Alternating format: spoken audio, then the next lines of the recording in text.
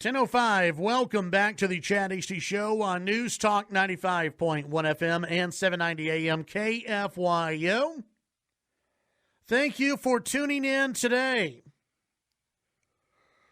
Earlier on the show, we had State Representative Dustin Burrows on. We had Senator John Cornyn on earlier. Both of those interviews will be on our website, KFYO.com, a little bit later on this morning. Also, KFYO on YouTube,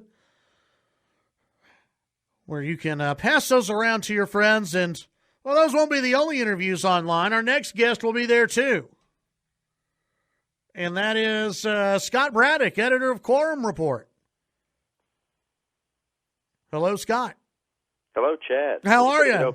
Those are pretty good opening acts for me. I appreciate it. Hey, you know what? They were just main event now. They were just warming everything up for you. Yes, thank you. I really miss the days where we could just go back to talking about the Democrats who are running for Texas, for the U.S. Senate, and nobody knew who they were, and those were simpler times. Well, they still don't know who they are. Well, that's a very good point. Let's talk about the coronavirus deal. Sure. And yesterday was a big day in the state, and I want to start off with the state controller's office. Glenn Hager, he held a conference call with lawmakers in the state talking about the budget. He says, "Hey, we're currently in a recession right now." He's not ready to make any big bold predictions on the economy, but obviously, Scott, this is going to have an impact. Fascinating conversation. I learned about this from multiple sources who were on the conference call. This was meant to be a private discussion with the comptroller and members of the Texas House, but as the speaker, Dennis Bonnen, said at the outset of their conversations, the information had been leaked to members of the press in advance, so that's how many of us even knew about it and to ask about it.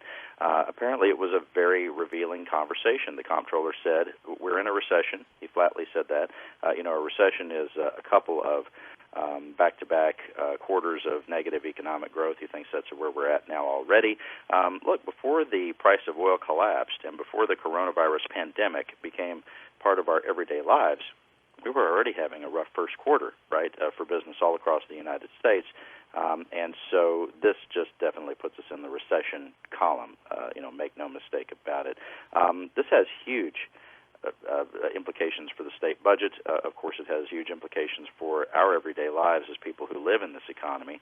But coming back in 2021, when lawmakers are going to once again write the budget for the state of Texas, they're going to be looking at a lot of red ink, Chad, when they come back to Austin, to the Capitol. What the comptroller told members of the Texas House yesterday was that even though he had originally expected them to end the biennium going into 2021 with about $3 billion in the bank, they should have had a surplus at the end of all of the spending that was approved in the 2019 session of the legislature. He expects now instead they will have a negative ending balance. He didn't say exactly what he thinks it's going to be. It's too early, based on all of the volatility right now, to give any sort of real projection about where these numbers are going to be, where they'll end up. But he said it's going to be revised down to the tune of billions of dollars. And, of course, this is because West Texas Intermediate oil prices just went through the floor, right, whenever the Saudis announced they were going to begin this price war with Russia. Texas definitely collateral damage in that. I think we're trading just under $23 a barrel right now this morning for crude oil. And so that means they'll have to make very tough decisions about exactly what they're going to do when it comes to state spending. The chairman of the Appropriations Committee, Giovanni Capriglione from North Texas, had said basically they ripped up everything, Chad.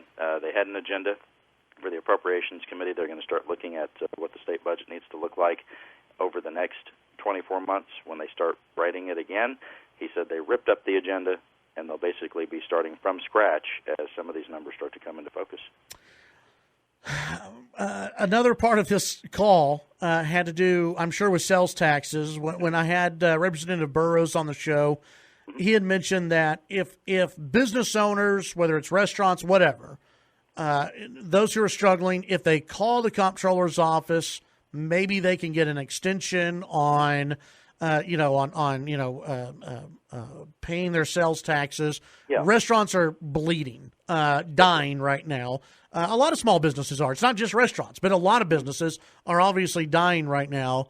Is there any kind of push whatsoever to have just this big statewide announcement of saying you don't have to pay your sales tax, or you can do you can delay, you can have an extension? I mean, doesn't something need to be done on that front?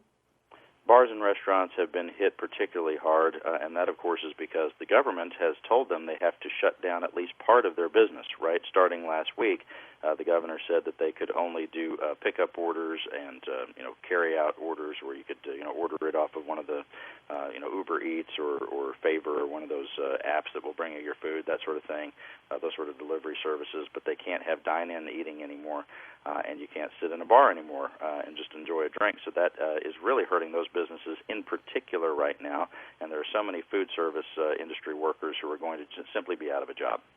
That's what these business owners are facing right now. That doesn't mean that other businesses aren't also impacted, as you mentioned, but I think it's fair to say some of those were hit particularly hard all at once, is one way to think about it. No, there's not a real push to say, y'all don't have to pay your taxes. What Hager told members of the House was that the members need to tell the business owners in their districts that they can call his office, they can call the comptroller's office, those bar and restaurant owners or any other businesses that need maybe some flexibility. And I don't think, and I haven't heard, Chad, any of these business owners saying that they don't want to pay their taxes at all. Right. I don't hear anybody saying that they want to be let off the hook. But what they're saying is give us some flexibility, because you do have a lot of these business owners who are reaching out to the Small Business Administration. They're looking for some help from the federal government. Maybe they can get a loan going that way. But that sort of thing takes a while. It could be 2 to 3 weeks before anything's even moving on that, let alone see any money from the feds to some of these small businesses. So they're saying give us some flexibility. Let us keep this money in our pockets for right now. That will allow us to continue to pay our employees and keep our businesses going here over the next month or so. Hager said that those business owners can call his office and at least try to set up some sort of a payment plan. If they can't pay everything right now, maybe they could pay part of their taxes and not pay the entire thing. That's the kind of flexibility that he has. He has the authority to do that. Lawmakers would have to, pass a bill, I think, that would say that and it might even be a constitutional amendment. I'd have to check on that. But lawmakers would have to do something before he would have the authority as comptroller to just say people don't have to pay their taxes in these disaster-affected areas. Now, part of the pushback to what Hager had said was that after Hurricane Harvey, there was an effort and there was a specific program that was put in place that allowed business owners in the hurricane-ravaged areas to delay the payment of their taxes. They did do that at that time in 2017. The problem with this, though, is that this is not just something that happened in coastal areas where the hurricanes would hit. This is something that's happening all across the state. So he can't just say all business owners all across the state don't have to pay their sales taxes. That doesn't work for multiple reasons. One of the reasons, and this really would be a terrible choice to have to make, a prime reason is that hospital districts all around the state, they rely on money flowing back from the comptroller's office after those sales taxes are paid to the state. He turns around and disperses those funds to various taxing entities that are owed that money, including those hospital districts, which, guess what? In a couple of weeks or a month or two, they're going to be looking for more hospital beds because of this coronavirus outbreak, and it wouldn't be acceptable, I don't think, to almost anybody, including those business owners, to have those hospital districts be in a position of not having the revenue that they had been promised because people got a tax break. So it's a bad situation. I think the comptroller trying to do what he can. But in the meantime, for any real relief, quote unquote, for these businesses, the legislature would have to do something. It's a bad situation. Whether you're the governor, you're the comptroller, it's a bad situation for all these guys because you're not going to make everybody happy. There's no way to, and there's no way to know if you're making the right decision on anything. I know the governor, has been hit for not shutting down the entire state. Senator Cornyn was on earlier and said, he personally thought the governor has made the right move not doing that, but who, if you're the governor, what do you do? You have some health professionals saying you got to do this, and you've got the economic side saying you can't do this yet. huge stress going on right now. There's a lot of tension between business interests who want to keep the economy going versus folks in healthcare who say that if we don't shut everything down, then we're going to run out of hospital beds. The hospital system is going to be overwhelmed. One other thing about the taxes, by the way, Chad, is that the legislature could appropriate money from what's known as the rainy day fund to backfill those local entities such that they wouldn't go out without their revenue in the meantime.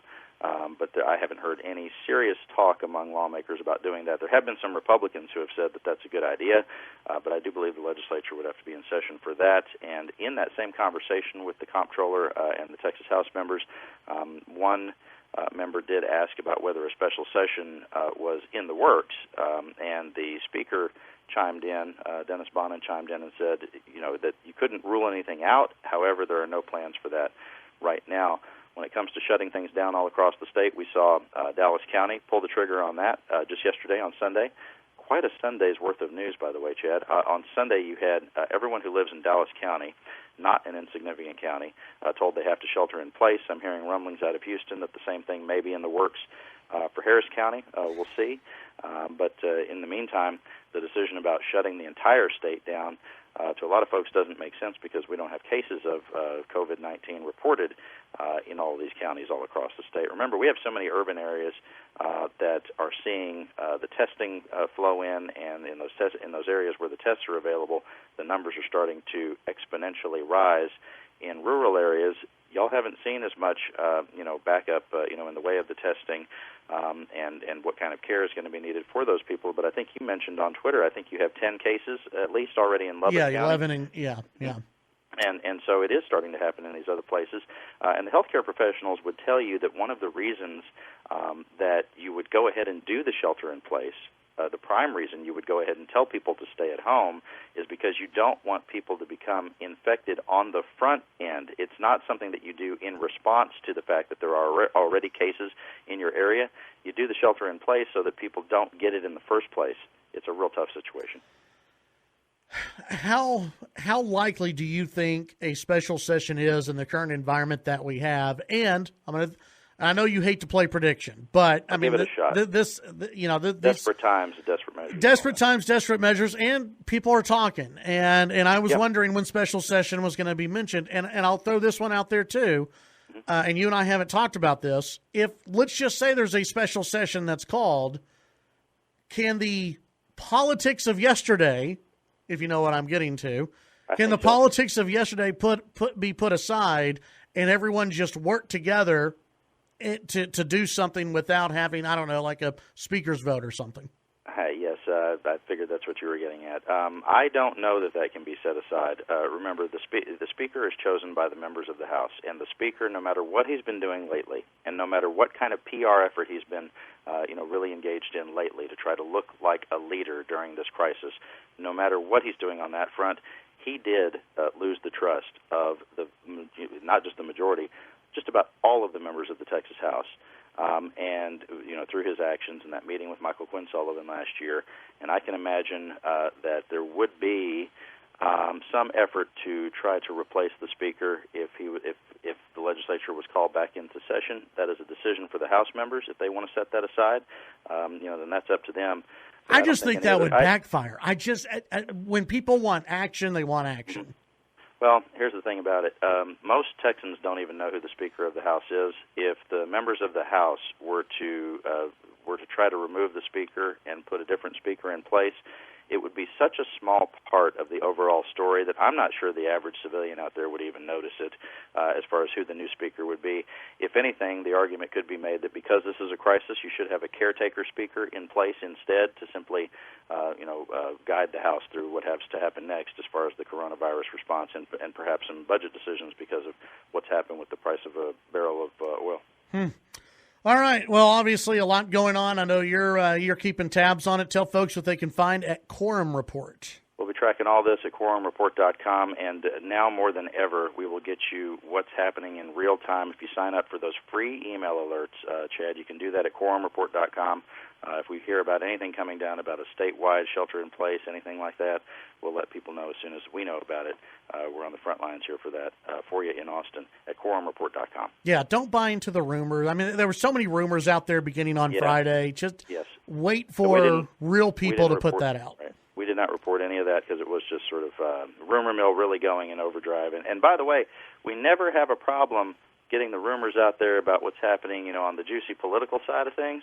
But when it comes down to, what's impacting people's lives, we want to get you just facts in real time there at Quorum Report.